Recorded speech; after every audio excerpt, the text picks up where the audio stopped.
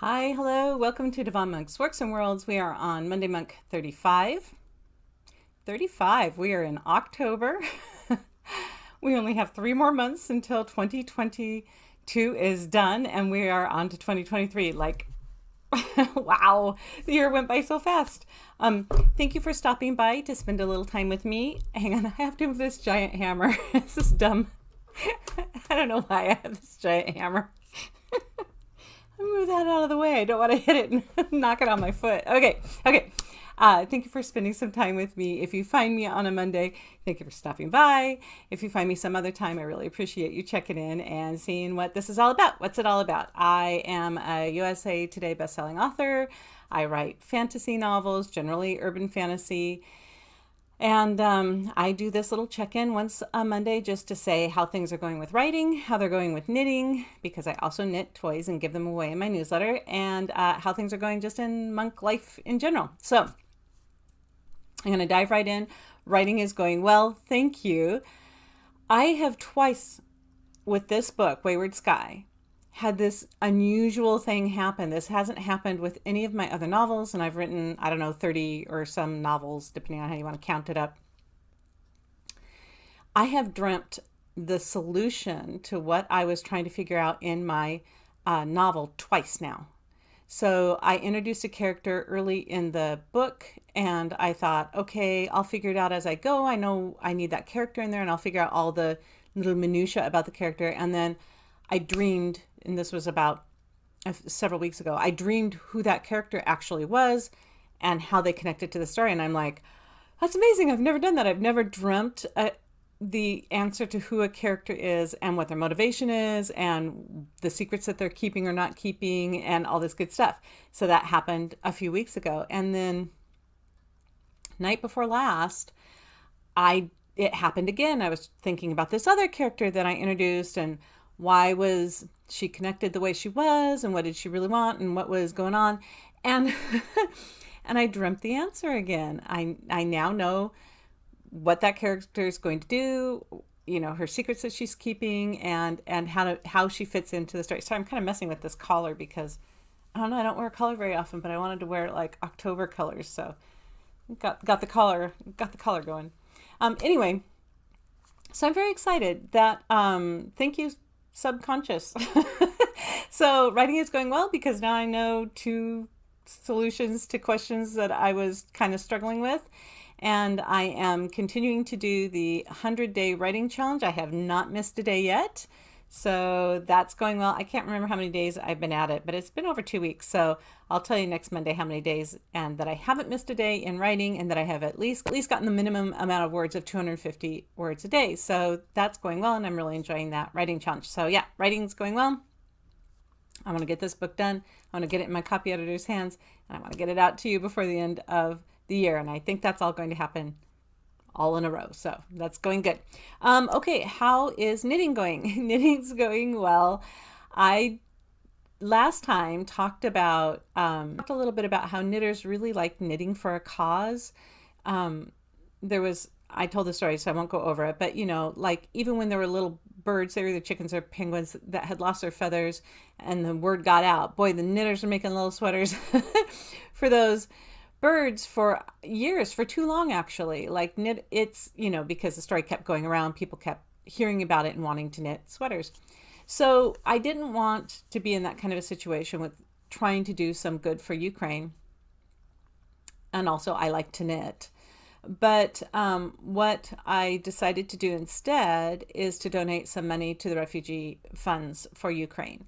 And I found some great places that are legitimate charities that are more transparent about where their money is going on 2 sites online, and I'm going to share them with you. One of them is Charity Navigator.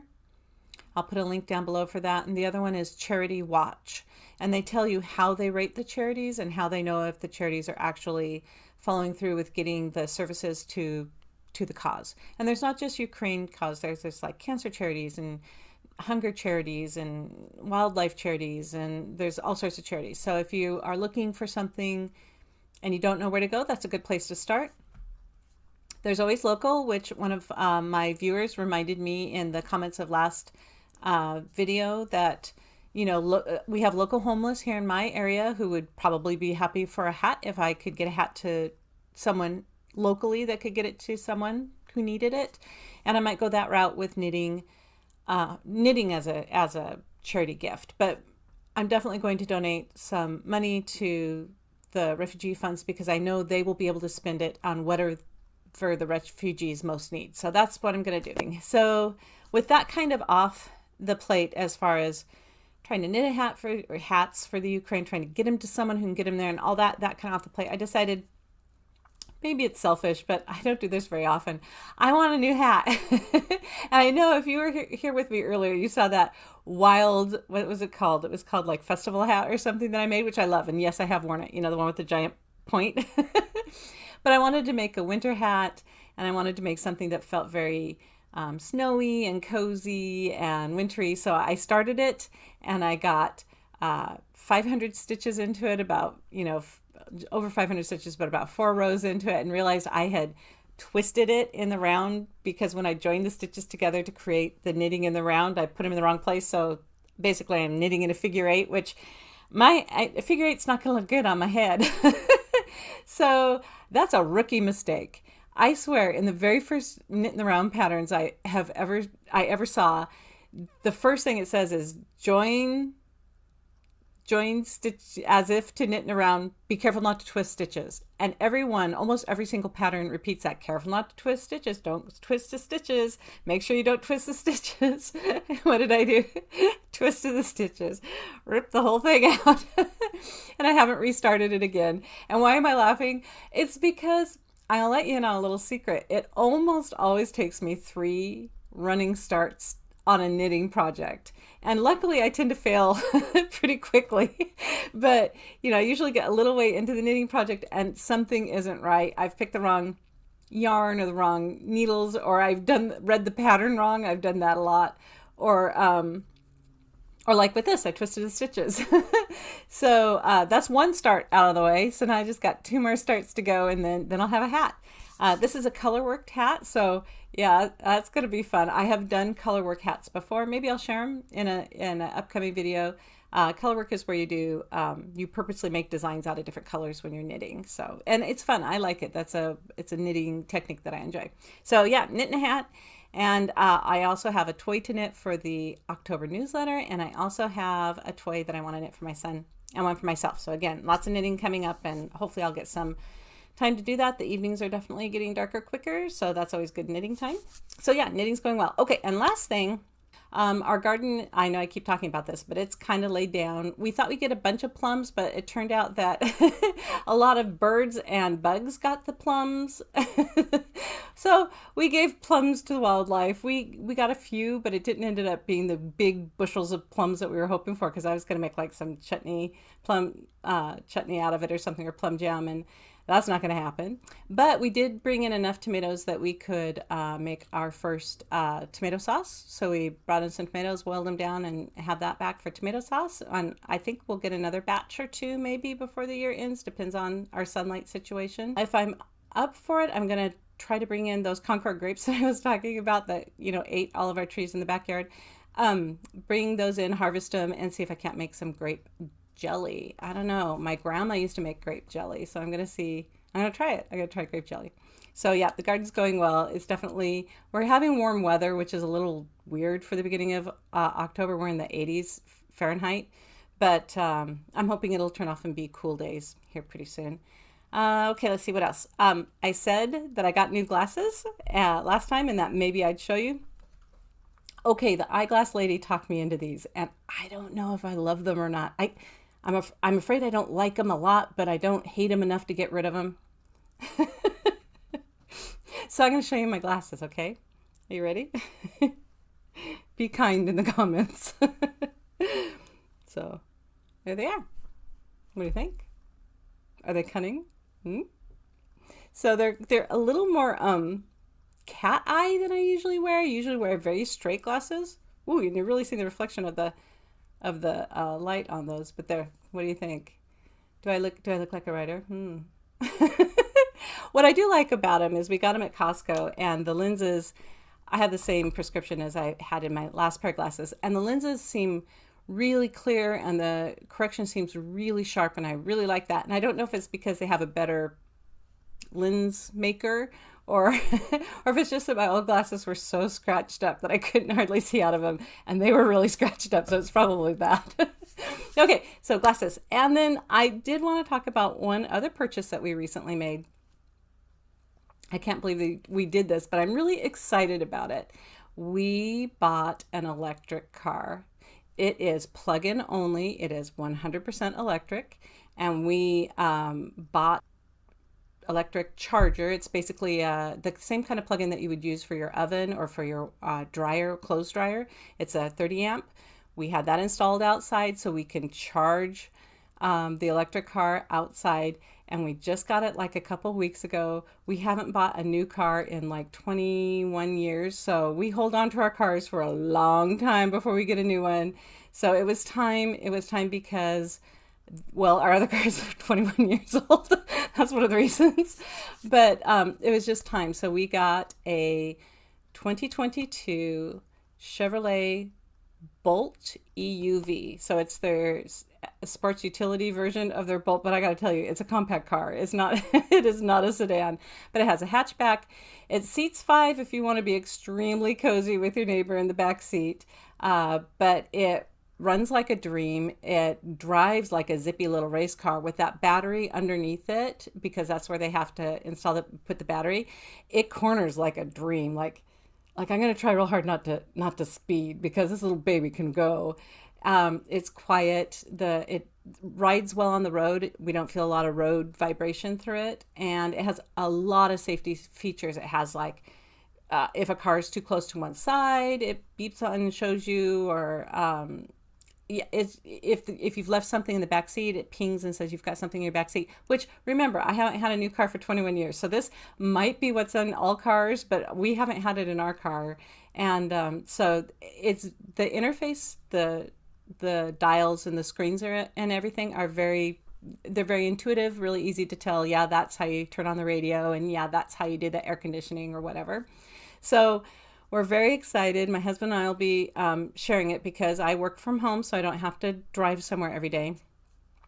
He does drive more, but I keep taking it when I need it. So it's kind of a game of how much we can drive it and regenerate the electricity back into the battery, because if you put your foot on the brake, it takes some of that energy that it takes to brake the car, and it goes back and refills the battery with it. Same with if you're coasting downhill, it takes that energy and puts it back in the battery. So we keep driving like, can we drive somewhere, and by the time we get home we haven't used any energy because we've put it all back in by doing all the regenerative braking and stuff, which I don't even know if that's possible. But it's been great, and I've only driven it, like I said, a few times, but I love it. And we took it all the way down to like not quite empty, but almost empty. And it cost, my husband worked it out because he likes to do stats and stuff. And he said it cost about $7 to fill the tank, which it isn't gasoline, of course, that we're filling it with. This isn't a hybrid. This is 100% plug into the wall socket to charge this car. And the $7 is what our electric rate is. So it charged for, I don't know how many hours we're going to have to actually, we've got a type 2 charger, which is not the slowest charger. 120 volt, regular house plug-in is the slowest charger. Then there's a type 2 charger, that's the 30 amp, 30 watt, whatever it's called, 30 amp. And then there's a faster charger, the 50 amp, but we're not doing the 50 amp, we're just doing the 30 amp. And it did take a few hours to charge it. I don't know how many. We'll have to check. But this is all thanks to our son, our eldest son. He got an electric car a couple of years ago, and he has been loving it, and he's let us borrow it a few times. So we've gotten really comfortable with the idea of an electric car. And so we decided to just jump off and try it. And I don't regret it. We'll see how things go, but I know technology is only going forward in that area. So hopefully more great improvements will happen. But I mean, for us, and we're using it mostly as just our little get around town car. It's got about a 240 mile driving radius, although sometimes how we're driving, it's saying we have about a 300-mile radius if we drive that way the full time. So that's enough for us to run around town for a week. And then if we wanted to go a longer distance to like a city close to us, like Portland's close to us, or over to the coast or something like that, any of those distances, they're about a 120-mile round trip or a little less. So we could even go for a day at the beach or something and just charge when we got home. So yeah, we're loving it. I may not look excited, but I'm super excited about it because when I was a kid, I always thought, boy, someday in the future we're going to have electric cars and they'll be cool like the Jetsons or whatever, right? It'll be space, it'll be science fiction. And then electric cars never happened. And I remember hearing back when I was young that there had been some research on electric cars, but that it had been abandoned. And then I heard because oil companies didn't want the electric cars to come out. I don't know if that's true or not. But I was sad that it got abandoned because I thought, why shouldn't we go ahead and explore that as another kind of vehicle? And I know that we've gotten kind of to a hard point of why we're going toward electric vehicles, but even so, I'm just so excited that we're going that way. I just I feel like I'm in the future. I feel like it's space. Next we need jetpacks that everybody can have and not run into each other up in the air, and we need flying saucer cars like that we need. So get on that. Get on the flying saucer cars. Oh no, wait. Okay, before the flying saucer cars, I want transporters like Star Trek.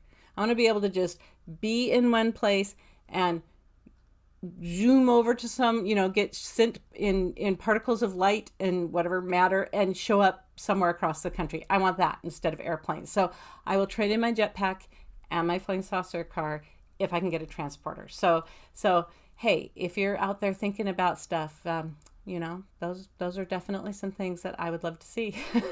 And I never thought there'd be electric cars, so who knows, maybe someday there will be transporters. Okay, wait, I'm going to back up.